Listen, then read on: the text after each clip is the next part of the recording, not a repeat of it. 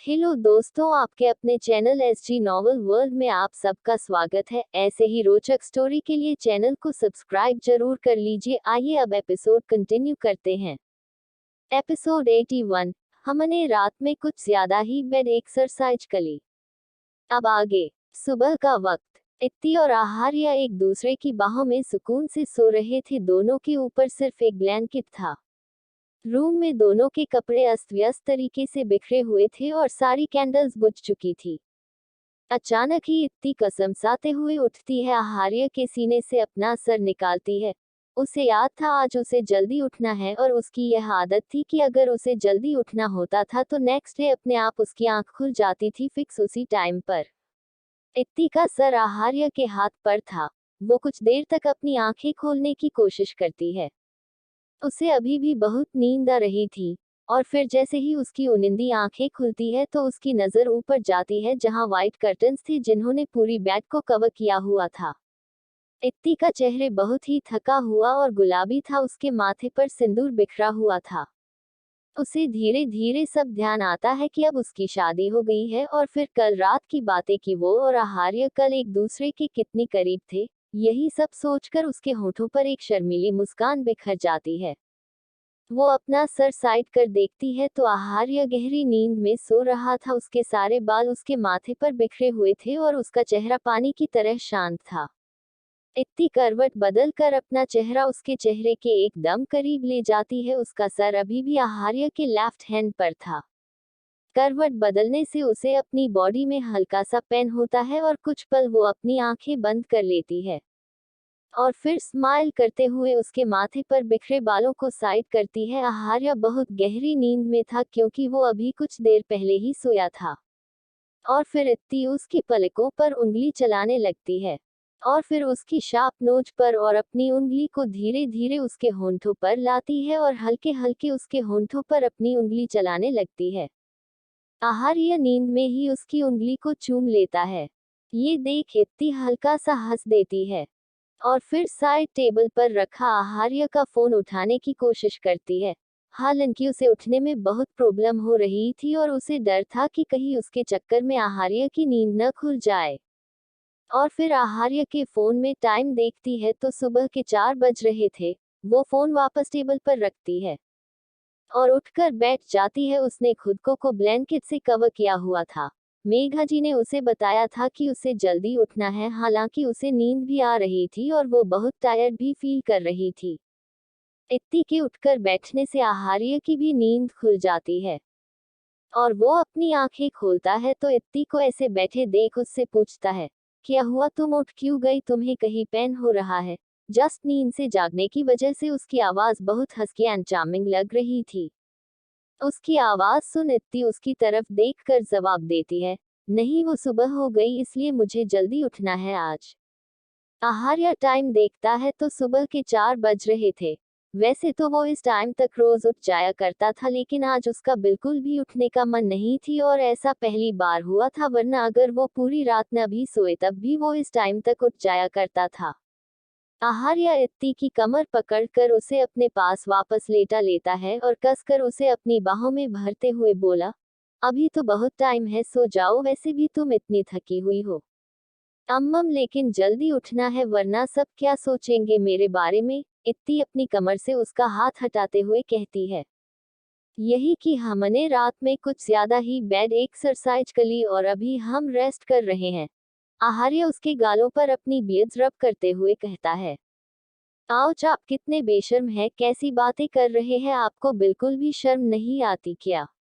और यह कितना एम्बरासिंग होगा, मतलब सबको पता चल जाएगा हमने क्या किया। छी। इत्ती अपना चेहरा इधर उधर करते हुए कहती है क्योंकि उसे आहार्य की बियर्स चुभ रही थी। अच्छा, अब सो जाओ, फिर सुबह हमें कहीं जाना है। आहार्य उसकी आंखें पर किस करते हुए कहता है। उसकी आंखें बंद थी क्योंकि उसे भी बहुत नींद आ रही थी।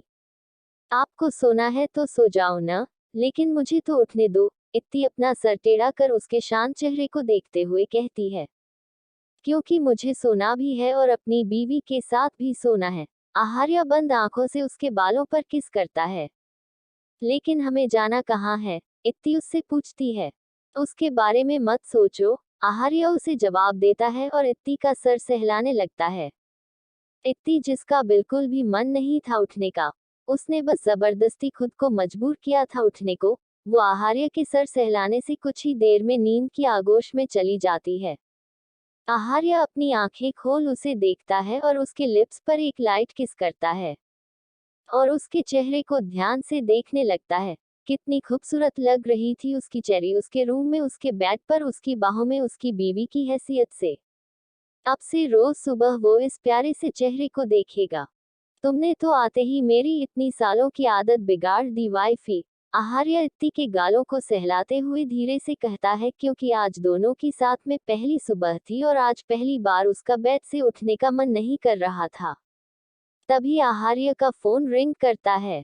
अम्मम, यह अलार्म क्यों बज रहा है? मुझे सोना है, इसे बंद करिए न। इत्ती इरिटेट होते हुए नींद में कहती है। हम्मम, तुम सो जाओ। इतना कह आहार्य जल्दी से अपना फोन साइलेंट करता है। कॉल अब तक कट चुकी थी। अगले ही सेकंड फिर से स्क्रीन पर इनकमिंग कॉल शो होती है। कॉलर आईडी पर नाम देख आहार्य की आंखें छोटी हो जाती है। एपिसोड 82। अच्छा, अब शर्माने से क्या होगा, मैंने तो ऑलरेडी सब देख लिया। अब आगे। आहार्य बेड से उठता है और साइड में रखी टॉवल को अपनी कमर पर रैप कर लेता है और फिर क्लोजेट रूम में जाता है। कुछ देर में वो क्लोजेट से बाहर आता है। उसने एक ब्लैक लोवर पहन रखा था और फिर बेड साइड टेबल से फोन उठाकर जैसे ही बालकनी में जाता है, उसका फोन एक बार फिर रिंग करता है। वो फोन स्क्रीन को घूरते हुए कॉल पिक करता है। सर, आज आपकी मिस्टर डे सूजा के साथ मीटिंग है, क्योंकि आज ही उन्हें फ्रांस वापस जाना है और फिर मिस्टर विलियम के साथ। और फिर उधर से ऋतिक हमेशा की तरह उसका शेड्यूल बताता है, क्योंकि यह मीटिंग्स कुछ ही देर में होने वाली थी। यह कोई पहली बार नहीं था, इससे पहले भी कई बार मीटिंग अर्जेंट बेसिस पर भी अटेंड करने पड़ती थी। आहार्य फोन अपने कान से हटाकर कुछ पल फोन स्क्रीन को घूरता है, क्योंकि उसे ऋतिक पर बहुत गुस्सा आ रहा था। क्या वो बेवकूफ था? क्या उसे यह नहीं पता कि कल ही उसकी शादी हुई है? उधर ऋतिक नॉन स्टॉप आहार्य को मीटिंग्स की डिटेल्स देते हुए बोले जा रहा था। Shut up! आहार्य ऋतिक को चुप कराते हुए बोला। क्या हुआ सर, आपको प्रेजेंटेशन सही नहीं लगा? ऋतिक थोड़ा डरते हुए पूछता है। तुम जैसे बेवकूफ को मैंने अपना असिस्टेंट कैसे बना लिया? डोंट यू नो, मेरी अभी कल ही शादी हुई है और तुम्हें ऐसे सुबह सुबह फोन करके मेरी प्राइवेसी स्पॉइल नहीं करनी चाहिए। आहार्य अपने दांत पीसते हुए कहता है। सच में उसे बेहद गुस्सा आ रहा था ऋतिक पर। कहाँ वो अपनी वाइफ के साथ कितना एंजॉय कर रहा था, और सबसे जरूरी चीज कि भला वो शादी के दूसरे ही दिन इत्ती को छोड़कर किसी स्टूपिड सी बिजनेस मीटिंग के लिए कैसे जा सकता था। इत्ती को कितना बुरा लगता और वो पैनिक भी हो जाती। अभी वो ज्यादा किसी के साथ एडजस्ट भी नहीं हुई थी। सर, लेकिन शादी तो हो गई ना? उधर से ऋतिक अपना सर खुजाते हुए कहता है। उसे तो इसमें कुछ गलत नहीं लग रहा था। वैसे भी ऋतिक को अब आदत पड़ गई थी। वो रात में ही आहार्य का शेड्यूल सेट कर लेता था और वो एक लम्हा भूल ही गया था कि आहार्य अब मैरिड है। लेकिन ये बात वो आहार्य को कहने की हिम्मत नहीं कर सकता था, वरना आहार्य उसे छोड़ता नहीं। आहार्य बिना कोई जवाब दिए कॉल कट कर देता है। उधर से ऋतिक अपनी फोन स्क्रीन को देखते हुए बोला। सर ने बिना जवाब दिए फोन कट कर दिया। ये भी नहीं सोचा कि मुझे कितना बुरा लगेगा। बीवी क्या मिली सर, तो मुझे भूल ही गए। वो इस वक्त ऐसा साउंड कर रहा था जैसे आहार्य ने उसे धोखा दे दिया हो। आहार्य अपना सर घुमाकर इत्ती को देखता है, जो कि सुकून से सो रही थी। उसे देखकर आहार्य का मूड वापस नॉर्मल हो जाता है। वो स्माइल करते हुए जैसे ही उसके पास जाने को होता है कि एक बार फिर उसका फोन रिंग करता है। आहार्य को वैसे तो गुस्सा बहुत कम ही आता था, लेकिन अभी उसे बेहद इरिटेशन हो रही थी। उसे लगता है फिर से ऋतिक होगा। वो जैसे ही कॉल कट करने को होता है कि स्क्रीन पर शो रहे नाम को देख उसके हाथ रुक जाते हैं। वो एक नजर इत्ती को देखता है और फिर कॉल पिक करता है। कॉल आंसर होते ही उधर से शिवाय की बेहद डेस्परेट आवाज आती है। मेरी बहन कहाँ है? तुमने क्या किया उसके साथ? वो फोन क्यों नहीं उठा रही है? बोलो, तुम चुप क्यों हो? शिवाय नॉन स्टॉप आहार्य से सवाल करते हुए कहता है और उसी के साइड में प्रैक्ति अपना सर पकड़े बैठी थी। उसके एक हाथ में एक पिलो था जिसको को अपने हाथों से बेरहमी से मोड़ रही थी, जैसे वो शिवाय के कान हो। वो वही है जहां उसे होना चाहिए, अपने पति के पास। आहार्य शांति से जवाब देता है। हाँ, तो वो मेरा कॉल क्यों नहीं पिक कर रही है? मैं उसे कब से कॉल कर रहा हूँ। तो गलती तुम्हारी है। तुम्हें जब पता है कि कल ही हमारी शादी हुई है तो तुम्हें कॉल करना ही नहीं चाहिए था। क्या मतलब है तुम्हारा? मुझे कॉल नहीं करना चाहिए। मैं उसका भाई हूँ, मैं जब चाहे अपनी बहन को कॉल कर सकता हूँ। दूसरी तरफ से शिवाय अपने दांत भींचते हुए कहता है। ग्रेट, तुम उसके भाई हो तो मैं भी उसका हस्बैंड हूँ। जब चाहे उसका फोन साइलेंट कर सकता हूँ ताकि तुम जैसा भाई हमें डिस्टर्ब न करे। आहार्य एक टेढ़ी स्माइल करते हुए कहता है और कॉल कट कर देता है। उधर से शिवाय उसे सुनाता रह जाता है, लेकिन जब उसे कोई आवाज नहीं आती तो वो फोन स्क्रीन की तरफ देखता है जहां कॉल एंडेड शो हो रहा था। सुना तुमने? उसने छोटी का फोन जानबूझकर साइलेंट किया था ताकि वो मुझसे बात न कर पाए। अभी से ही उसने मेरी बहन को मुझसे छीनना शुरू कर दिया है। शिवाय आहार्य की शिकायत करते हुए कहता है। प्रगति उसको इग्नोर कर वापस करवट बदल कर सो जाती है। तुम सुन भी रही हो मैं क्या कह रहा हूँ? सुना तुमने उसने क्या कहा अभी? चलो हम छोटी को ले आते हैं, फिर उसे अच्छे से समझाते हैं कि अपने शातिर हस्बैंड से बचकर रहे। शिवाय उसके शोल्डर्स पकड़कर उसे हिलाते हुए कहता है। प्रगति उसे ऐसे इग्नोर करती है जैसे वो यूट्यूब का 10 सेकंड का एड हो जिसे हम स्किप भी नहीं कर सकते। आहार्य अपने सर को सहलाते हुए कहता है। What a fool these two are। और फिर वापस रूम में जाता है और सोफे से इत्ती का फोन उठाकर देखता है तो उसमें शिवाय के 156 मिस्ड कॉल्स थे। आहार्य कॉल लोग डिलीट करता है और फिर वापस फोन को नॉर्मल मोड पर कर देता है, जो उसने इत्ती जब जेट में सो रही थी तभी साइलेंट मोड पर कर दिया था, क्योंकि उसे शिवाय से कुछ ऐसी ही उम्मीद थी और वो रिस्क तो बिल्कुल नहीं लेना चाहता था। और फिर बेड पर लेटकर इत्ती को वापस अपनी बाहों में भर लेता है। इत्ती उसके ऊपर अपना एक पैर रख देती है और उससे लिपट जाती है। ये देख आहार्य हल्का हंसते हुए बोला, पागल। कुछ देर में आहार्य को भी नींद आ जाती है। सुबह 10 बजे इत्ती और आहार्य आराम से एक दूसरे को हक करके सो रहे थे, तभी आहार्य की आंख खिड़की से आ रही धूप चेहरे पर पड़ने से खुलती है। वो अपनी आंखें खोलता है और सामने लगी वॉल क्लॉक में टाइम देखता है, क्योंकि अब रूम में धूप से उजाला हो गया था। टाइम देखकर उसे थोड़ा ताज्जुब होता है कि वो इतनी देर तक कैसे सो गया, आज तक तो ऐसा कभी नहीं हुआ था। चेरी उठो, इट्स टू लेट। आहार्य इत्ती को उठाते हुए कहता है।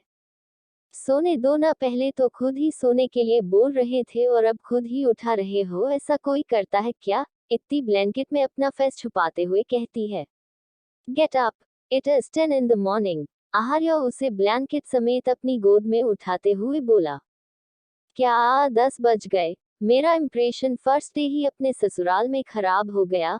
अगर मासा को पता चला तो वो तो मुझे छोड़ेंगी नहीं। यह सब आपकी वजह से हुआ है। इत्ती अपने अपने पैर चलाते हुए कहती है। रिलैक्स, इतना पैनिक मत करो, सब ठीक है। आहार्य उसे शांत कराते हुए कहता है। नहीं, कुछ सही नहीं है, अब मुझे नीचे नहीं जाना, बिल्कुल भी नहीं। आपसे कोई बात करनी है। इत्ती गुस्से से उसकी गोद से नीचे उतरने की कोशिश करते हुए कहती है। देखो, अगर तुम ज्यादा हिली तो ये ब्लैंकेट गिर जाएगा और फिर आगे तो तुम्हें सब पता ही है।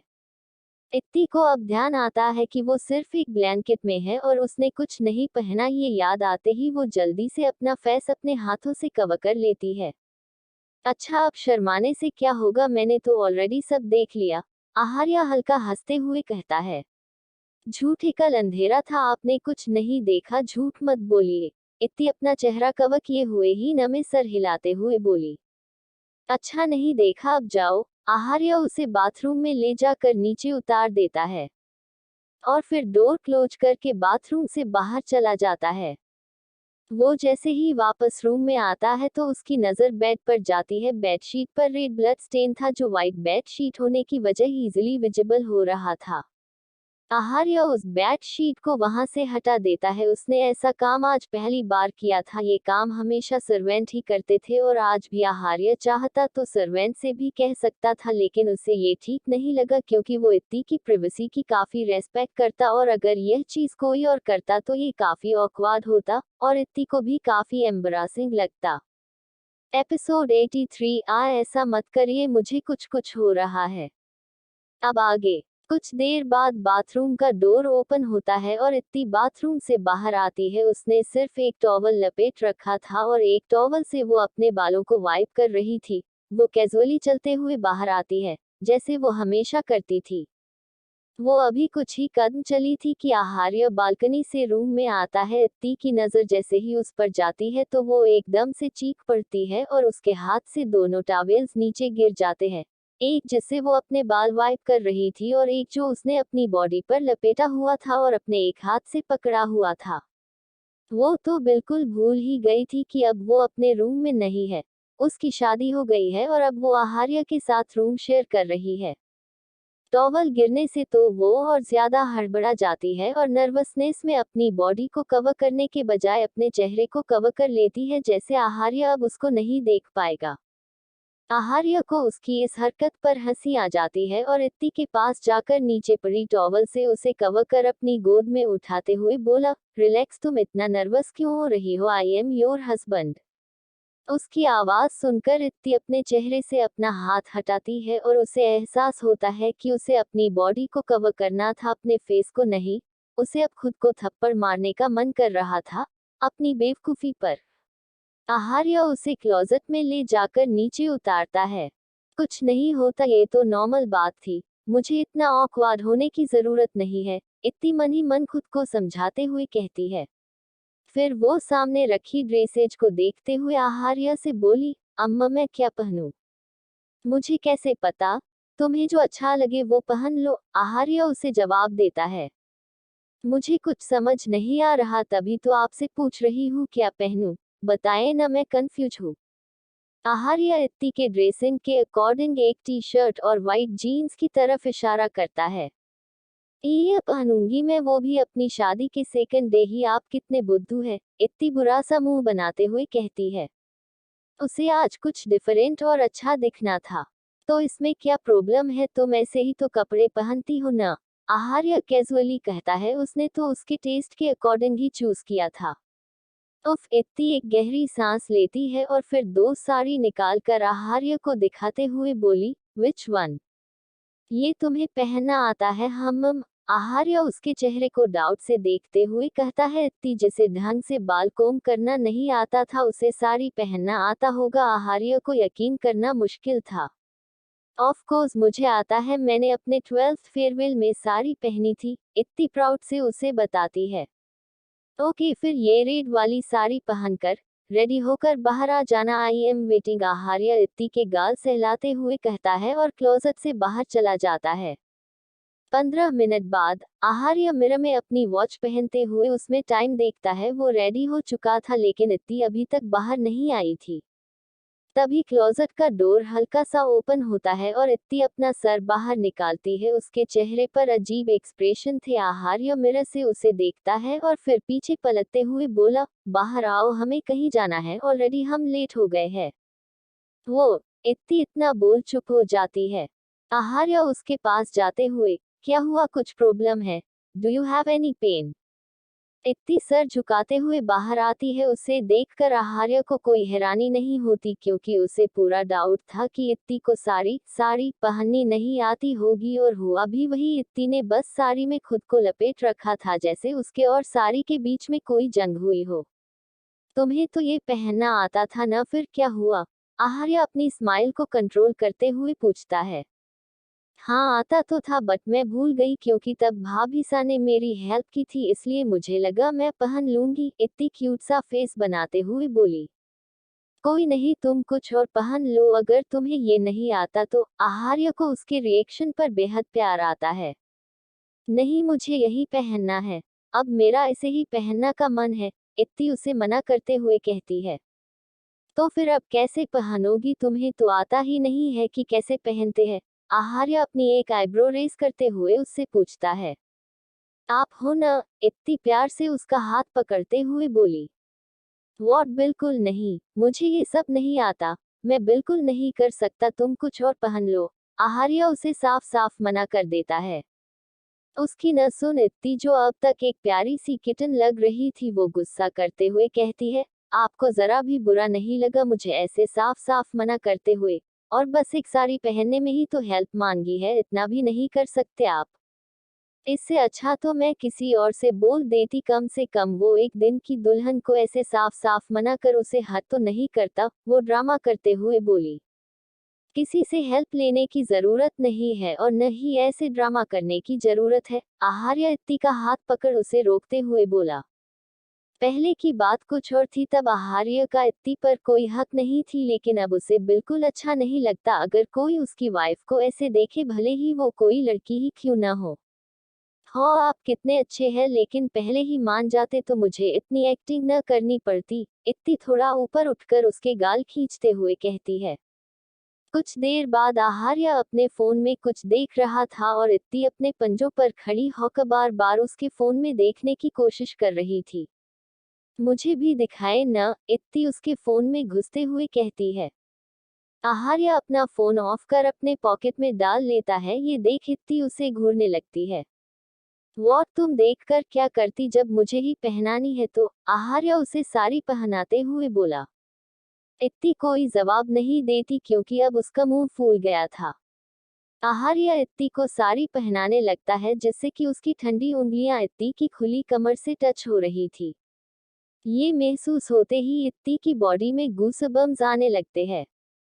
आहार्य जो बहुत ध्यान से उसे साड़ी पहना रहा था, अचानक ही उसकी नजर इत्ती के फेस पर जाती है जो हल्का गुलाबी हो गया था और उसकी आंखें बंद थी। उसके चेहरे को देख आहार्य के चेहरे पर स्माइल आ जाती है और वो इत्ती की कमर पकड़ अपने पास खींचता है और उसकी कमर को सहलाने लगता है। इत्ती झटके से अपनी आंखें खोलती है और तेजी से सांसें लेते हुए कहती है, ये आप क्या कर रहे हैं? अपनी वाइफ के साथ रोमांस? आहार्य उसे पलटकर उसकी पीठ पर किस करते हुए बोला, जहां ऑलरेडी कल के लव बाइट्स थे। इत्ती कसकर अपनी मुट्ठी बंद कर लेती है। आहार्य अपने पंजों पर बैठ जाता है और उसके पेट को लिक और किस करने लगता। इत्ती उसके बालों की अपनी मुट्ठी में भर लेती है। ऐसा मत करिए, मुझे कुछ कुछ हो रहा है, इत्ती सिसकते हुए कहती है। आहार्य को पता था उसे क्या हो रहा है, लेकिन फिर भी वो अपने चेहरे को उसके पेट पर रब करते हुए उससे पूछता है, क्या हो रहा है? पता नहीं, बस कुछ हो रहा है। अब मत करिए न, इत्ती उसके कंधे को पकड़ते हुए कहती है। आहार्य उसके पेट पर एक लाइट किस कर खड़ा हो जाता है और फिर से उसे साड़ी पहनाने लगता है। इत्ती का सर झुका हुआ था और बेहद गुलाबी था। नाउ परफेक्ट, आहार्य उसे मिरर के सामने पलट अपनी बाहों में भरते हुए बोला। इत्ती मिरर में खुद को देखती है, वो उस प्लेन रेड साड़ी और हैवी गोल्डन ब्लाउज में बेहद हसीन लग रही थी।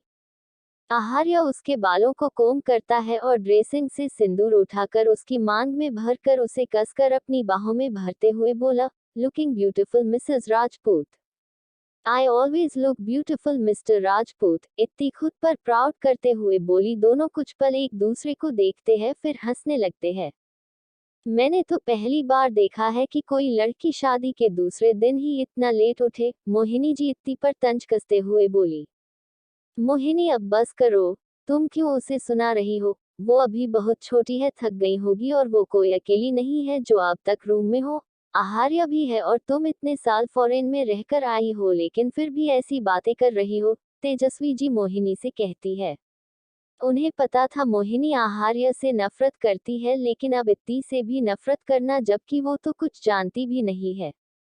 मोहिनी कुछ नहीं कहती, लेकिन आज उन्होंने इत्ती को नीचा दिखाने का पूरा प्लान बना लिया था और मौका तो उन्हें खुद इत्ती ने ही दे दिया था।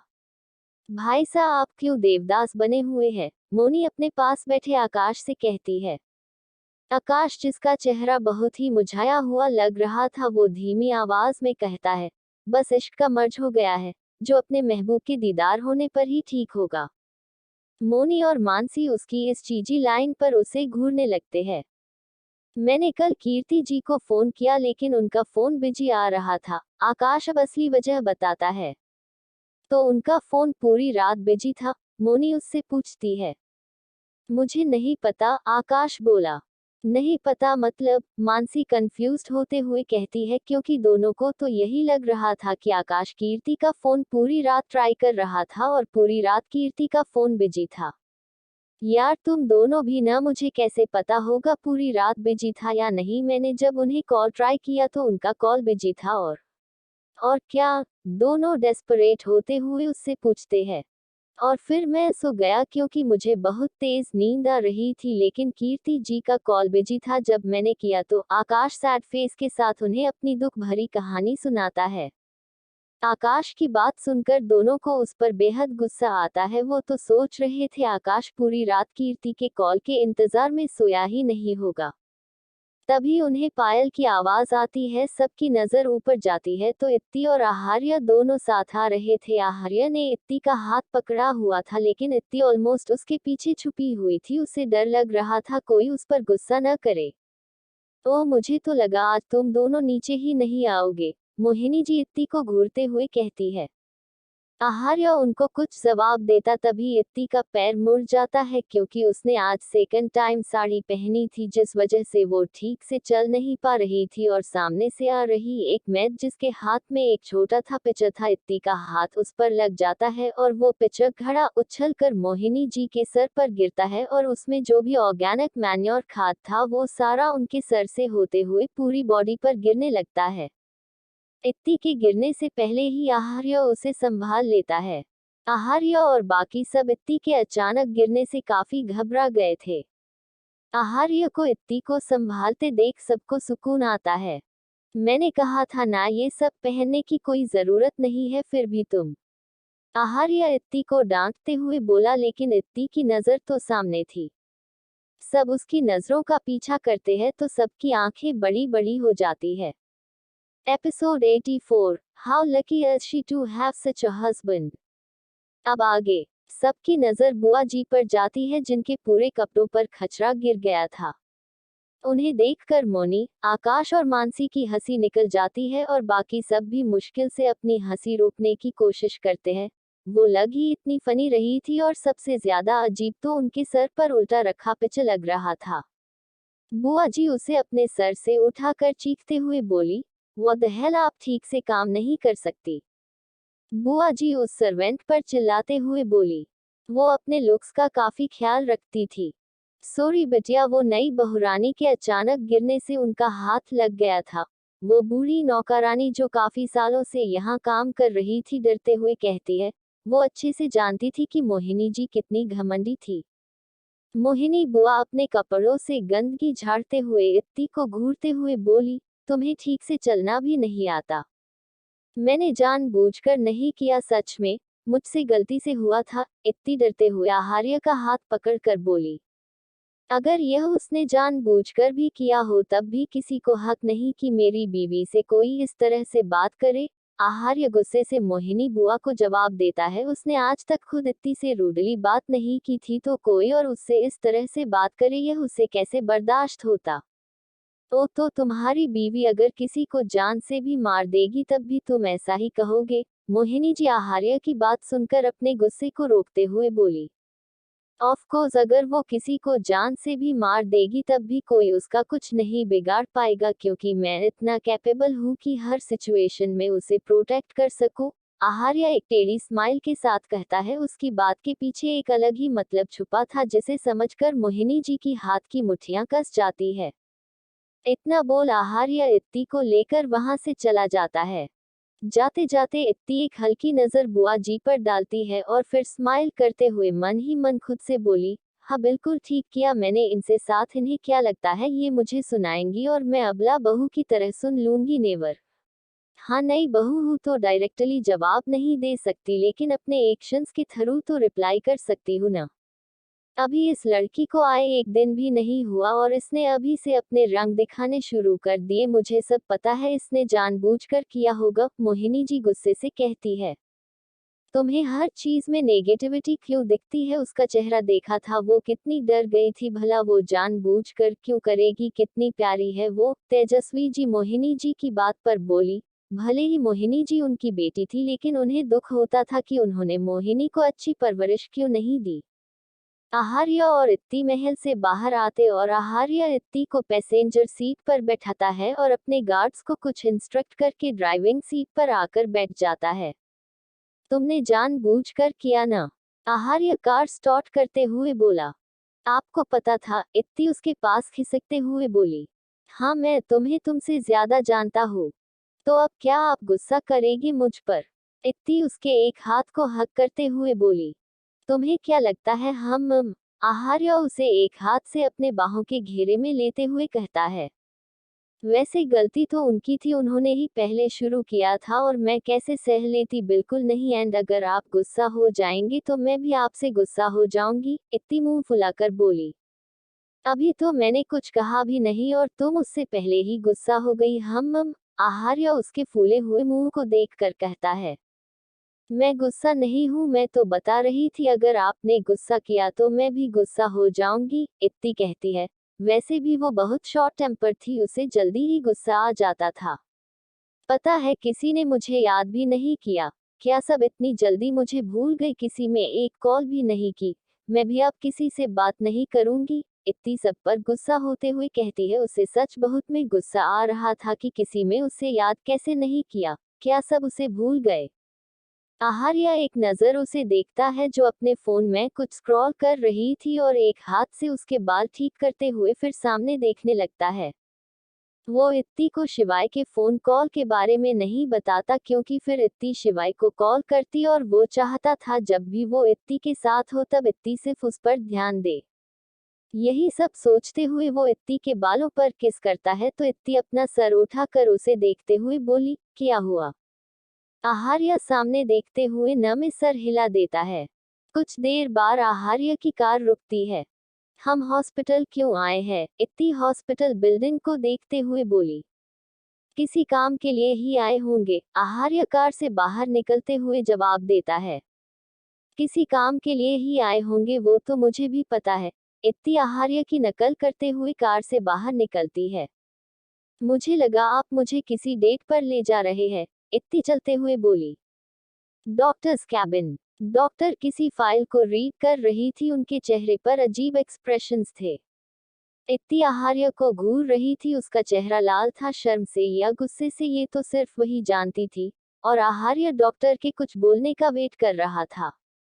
डॉक्टर फाइल नीचे रखते हुए कहती है, मिस्टर राजपूत, मैंने आपसे 1 वीक पहले भी कहा था जब आपने मुझसे पूछा था कि आप अपनी वाइफ के साथ फिजिकल रिलेशनशिप बना सकते, she is healthy and absolutely fine. और आपके कहने पर मैंने आज इन्हें अच्छे से एग्जामिन किया है। इन्हें कोई प्रॉब्लम नहीं हुई, योर डोंट वरी। वो डॉक्टर जो काफी एजेड थी वो प्रोफेशनली आहार्य को बताती है। वो एक बहुत ही अच्छी और एक्सपीरियंस्ड गायनेकोलॉजिस्ट थी। और राजपूत फैमिली की सारी डिलीवरीज उन्होंने ही कराई थी। 1 हफ्ते पहले भी जब आहार्य ने उनसे इस बारे में कंसल्ट किया था तो उनके लिए ये काफी हैरत की बात थी कि भला अपनी वाइफ से इंटीमेट होने से पहले डॉक्टर से कंसल्ट कौन करता है कि उसे कोई प्रॉब्लम तो नहीं होगी। तब भी उन्होंने आहार्य को कहा था कि इससे कुछ नहीं होगा। और अभी कुछ देर पहले आहार्य ने उनसे कहा कि वो इत्ती को अच्छे से एग्जामिन करे कि वो ठीक है या नहीं। उन्हें पहले तो समझ नहीं आया वो कैसे रिएक्ट करे, ऐसा उनके अब तक के एक्सपीरियंस में पहली बार हुआ था। हालांकि उन्हें पता था इत्ती ठीक ही होगी लेकिन उनके पास कोई ऑप्शन नहीं था आहार्य की बात मानने के अलावा। यही सब सोचते हुए वो आहार्य को इत्ती की रिपोर्ट्स दे देती है। आहार्य उनसे रिपोर्ट लेकर एक बार देखता है, फिर चेयर से खड़े होते हुए इत्ती से बोला, लेट्स गो। इत्ती को तो बहुत ऑकवर्ड फील हो रहा था, उसका मन कर रहा था वो आहार्य पर बहुत गुस्सा करे। वो अपना सर झुकाते हुए खड़ी होती है और दोनों कैबिन से बाहर चले जाते हैं। How lucky is she to have such a husband. Doctor अपना चश्मा ठीक करते हुए स्माइल करते हुए बोली। आपको पता भी है ये कितना एम्बारासिंग था? दोनों के कार में बैठने के बाद इत्ती आहार्य से बोली। I don't think so, Aharya car start करते हुए कहता है। आपको नहीं लगता? बट मुझे तो ये बहुत एम्बारासिंग लगा, पता नहीं वो हमारे बारे में क्या सोच रही होंगी। ओ गॉड, इत्ती अपना सर सीट पर टिकाते हुए कहती है। I don't care, I only care about you, Aharya उसे अपने पास खींचते हुए बोला। एक लड़की बेड पर लेटी हुई थी, वो बिल्कुल नैक्ड थी और एक आदमी उसके साथ जबरदस्ती इंटीमेट हो रहा था। वो लड़की उसे रोक नहीं रही थी लेकिन उसका चेहरा बेजान था और उसकी आंखों में आंसू। कुछ देर बाद वो आदमी उसके ऊपर से उठता है और उसके साइड में बैठकर साइड टेबल पर रखी सिगरेट जलाकर उसके कश लेने लगता है। मैंने सोचा था कि मेरी शादी उससे होगी, लेकिन मेरे सबसे बड़े दुश्मन ने उसे मुझे छीन लिया। लेकिन कोई नहीं, जब तक मैं उसे पा नहीं लेता तुमसे काम चला लूंगा। वैसे भी तुम ही मुझे उसे पाने में मदद करोगी। वो आदमी उस लड़की के बेजान चेहरे को देखते हुए बोला। लेकिन वो लड़की कोई जवाब नहीं देती, जिससे वो आदमी आधी जली सिगरेट को उसकी चेस्ट पर मसलते हुए कहता है, रोज रोज ऐसे लाश की तरह पड़े रहने से सच नहीं बदल जाएगा कि अब तुम्हारी शादी मुझसे हो गई है और हमारी शादी को 8 दिन हो गए हैं। पता नहीं बाबासा ने इस मनहूस को मेरे सर पर क्यों डाल दिया, इससे पहले भी तो मैं कई लड़कियों के साथ सोया हूँ। एपिसोड 85, कितनी हार्टलेस हो तुम। अब आगे, क्या तुम कहीं जाना चाहती हो? आहार्य इत्ती से पूछता है, जो अपना फोन यूज कर रही थी। नहीं, अब मेरा मन नहीं है कहीं जाने का। मुझे घर जाना है। इत्ती बिना फोन से अपनी नजरें हटाए जवाब देती है। उसे फोन में इतना बिजी देख आहार्य उसके हाथ से फोन लेकर अपनी पॉकेट में रखते हुए कहता है, इतना फोन यूज करना अच्छा नहीं है। मैं बहुत इम्पोर्टेंट काम कर रही थी। आहार्य के अचानक फोन छीनने से इत्ती एकदम से चिल्लाते हुए कहती है, तो ऐसी कौन सी बिजनेस मीटिंग अटेंड कर रही थी तुम? आहार्य उसे इस तरह एग्रेसिव होते देख उससे बोला, मैं एक गेम खेल रही थी एंड बस मेरा लेवल कंप्लीट होने वाला था, लेकिन अब आपकी वजह से मुझे फिर से स्टार्ट करना होगा। आपने ऐसा क्यों किया? इत्ती उसके पॉकेट से फोन निकालने की कोशिश करते हुए बोली। उसका मूड काफी उखड़ गया था। कोशिश करने का कोई फायदा नहीं, आहार्य उसे सीधे बैठाते हुए बोला। इत्ती अपने हाथों को बांधकर बैठ जाती है और खिड़की से बाहर देखने लगती है। ये सब करने का कोई फायदा नहीं है, फोन तो तुम्हें मिलने से रहा। आहार्य एक नजर उसके गुस्से से भरे चेहरे को देख हुए उससे कहता है, मेरा ऐसे ही बैठने का मन है, इसलिए मैं ऐसे बैठी हूँ। अपने आप को इतनी इम्पोर्टेंस देने की कोई जरूरत नहीं है, और रही बात फोन की, वो आप ही रख लीजिए, मैं न्यू ले लूंगी। इत्ती खिड़की से बाहर देखते हुए कहती है, वो तो मैंने आपको कुछ कहा नहीं, वरना आपकी जगह कोई और होता तो मैं उसका इतना बुरा हाल करती कि कुछ कहने को नहीं। इत्ती कुछ देर शांत रहने के बाद उसकी तरफ देखते हुए कहती है, ओ थैंक यू सो मच आपका। आहार्य सरप्राइज होते हुए कहता है, जैसे उसे ये सुनकर बहुत ताज्जुब हुआ हो। उसके एक्सप्रेशंस देख इत्ती उसके हाथ पर मारते हुए कहती है, ऐसी गंदी एक्टिंग करते हुए बहुत बुरे लग रहे हैं आप। एक तो मेरा फोन ले लिया, ऊपर से इतना बन रहे हैं। कितनी हार्टलेस हो तुम, अपने पति को मारते हुए तुम्हें जरा भी बुरा नहीं लग रहा? आहार्य ऐसे एक्ट करता है जैसे वो कोई इनोसेंट हस्बैंड हो और इत्ती उसकी डेविल वाइफ जो उसे टॉर्चर करती है। और आपको बुरा नहीं लग रहा? मेरा फोन ले लिया, अब दे भी नहीं रहे हैं। तभी आहार्य का फोन रिंग करता है। इत्ती सीधी बैठ जाती है। आहार्य ब्लूटूथ से कनेक्ट करता है, उधर से कुछ कहा जाता है, ओक आई एम कमिंग। आहार्य अपने फॉरहेड को रब करते हुए इतना कह कॉल कट कर देता है। क्या आप कहीं जा रहे हैं? इत्ती कॉल कट होने के बाद उससे पूछती है। हम, इट्स अर्जेंट, आहार्य उसे जवाब देता है। कुछ पल की खामोशी के बाद, क्या हुआ, तुम नहीं चाहती मैं जाऊं हम्मम? आहार्य उसे चुप देख कहता है, कुछ भी, भला मैं क्यों ऐसा चाहूंगी? आपको काम है तो आपको जाना चाहिए, इत्ती कैजुअली कहती है। मुझे ऐसा क्यों लग रहा है ये तूफान से पहले की शांति है? आहार्य उसके गालों को पिंच करते हुए कहता है, क्या है, मुझे परेशान मत करो, जाओ, मुझे क्या, जहां जाना हो जाओ। इत्ती जो सिर्फ कुछ ही मिनट्स तक अपना गुस्सा कंट्रोल कर सकती थी, वो तेज आवाज में कहती है, उफ, इतना गुस्सा? मैं तो कोई गुस्सा नहीं हो रही, आपको ही हमेशा मैं गुस्से में लगती हूँ, क्योंकि आपकी आंखें खराब है, बस और कुछ नहीं। इत्ती उसके हाथों को झटक देती है। अब तक उनकी कार महल के बाहर पहुंच गई थी। कार रुकते ही इत्ती जल्दी से डोर ओपन कर अंदर चली जाती है। आहार्य उसे जाते हुए देख एक गहरी सांस लेते हुए खुद से कहता है, मेरी छोटी सी चेरी इतना गुस्सा लाती कहाँ से है? आहार्य का जाना जरूरी था, इसलिए वो इत्ती को बाद में मनाने का सोचकर कार स्टार्ट कर वहां से चला जाता है। इत्ती अंदर जाती है तो सब लोग लिविंग हॉल में बैठे थे। अरे बेटा तुम आ गई, आओ हमने कल ले फंक्शन के लिए तुम्हारे लिए काफी सारी ज्वेलरी सिलेक्ट की है। तेजस्वी जी इत्ती को देखकर मुस्कुराते हुए उसे अपने पास बुलाती है। सब लोग मिलकर कल के फंक्शन के लिए ज्वेलरी देख रहे थे। कल इत्ती और आहार्य का रिसेप्शन था। उन्हें देख इत्ती खुद को शांत करती है और सबके पास जाकर बैठ जाती है। मोहिनी जी वहां नहीं थी, सुबह के इंसिडेंट के बाद से ही वो अपने रूम में ही थी। भाभी सा आपको कौन सा अच्छा लग रहा है? मोनी इत्ती से पूछती है मुझे तो कुछ समझ ही नहीं आ रहा, ये सब एक जैसे ही तो लग रहे हैं। इत्ती सभी ज्वेलरीज को देख मन ही मन कहती है। हाँ बेटा तुम खुद चूज कर लो जो भी तुम्हें अच्छे लगे। अब वो आपको जो अच्छा लगे आप वो सिलेक्ट कर दीजिए, मैं वही पहनूंगी कल। आई एम श्योर आप अच्छा ही सिलेक्ट करेगी, इत्ती जबरदस्ती हंसते हुए बोली। बेटा तुम कितनी प्यारी और स्वीट हो, तेजस्वी जी इत्ती से खुश होते हुए कहती है। उन्हें इत्ती की बात सुनकर काफी अच्छा महसूस हो रहा था। हाश बच गई, इत्ती मन ही मन चैन की सांस लेते हुए कहती है, क्योंकि उससे ये सब नहीं होता था। सभी औरतें ज्वेलरी सेलेक्ट करने के बाद कल के फंक्शन की तैयारियों में लग जाती है। रात का वक्त, इत्ती, मोनी, मानसी और आकाश के साथ मोनी के रूम में बैठी थी। भाभी सा आपने कहा था कि आप मेरी हेल्प करेगी, लेकिन अब मेरी लव स्टोरी कैसे आगे बढ़ेगी? मैं यहाँ और कीर्ति जी वहाँ है। आकाश सोफे पर बैठी इत्ती से कहता है। ओफो आप कितने डेस्परेट है, थोड़ा सब्र करिए, धीरे धीरे सब करना होगा, वरना दी को कुछ भी पता चला तो वो हम सबको छोड़ेंगी नहीं, स्पेशली मुझे, इत्ती उसे जवाब देती है। आपका तो सही है, अब तो आप हर वक्त भाईसा के साथ रहते हो, आकाश मुंह बनाते हुए शिकायत करता है। आहार्य का जिक्र होते ही इत्ती को अपना सुबह का बिहेवियर याद आता है एंड उसे रियलाइज होता है कि उसने फालतू ओवररिएक्ट कर दिया था। ओफ यार, मुझसे अपना गुस्सा कंट्रोल क्यों नहीं होता? मैंने उन्हें इतना सुना दिया। मुझे इतना गुस्सा क्यों आता है? हमेशा मैं बिना सोचे समझे इतना रिएक्ट क्यों करती हूँ और फिर बाद में रियलाइज होता है।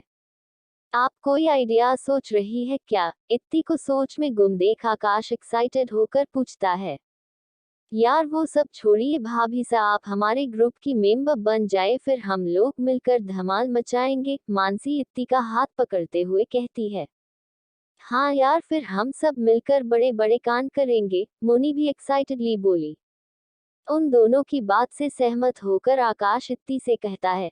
हाँ हमने आज तक किसी को अपने ग्रुप में आने नहीं दिया, बचपन से हम तीनों ही हैं, लेकिन हम आपके आगे से ऑफर कर रहे हैं। और फिर इस ग्रुप की लीडर मैं बनूंगी, इत्ती बारी बारी तीनों की तरफ देखकर बोली। बिल्कुल नहीं, इस ग्रुप का लीडर मैं हूँ और मैं ही रहूंगा, आकाश जल्दी से इत्ती की बात पर रिएक्ट करता है। ओ रियली, लेकिन आप में लीडर वाली क्वालिटीज नहीं है, वरना अब तक आप दी को अपनी गर्लफ्रेंड बना चुके होते। तो आप में लीडर वाली क्वालिटी है, आकाश इत्ती की बात पर तुनक कर बोला। ऑफ कोर्स है, मेरे पास इतना मस्त आइडिया है जिससे आपकी लव स्टोरी भी ट्रैक पर आ जाएगी और मोनी दी की भी, इत्ती एटीट्यूड से कहती है। सच्ची आपके पास आइडिया है, मोनी खुशी से उछलते हुए कहती है। हम और इत्ती उन्हें अपना आइडिया बताने लगती है। बिल्कुल नहीं, मैं ये बिल्कुल नहीं करने वाल, कहीं कीर्ति जी गुस्से में मुझे जान से न मार दे, आकाश आइडिया सुनने के बाद साफ साफ मना करते हुए बोला। हाँ भाभी सा, और मैं भी, प्यार तो ठीक है लेकिन मुझे भी मेरी जान बहुत प्यारी है, मोनी उसके खतरनाक प्लान को सुनकर बोली।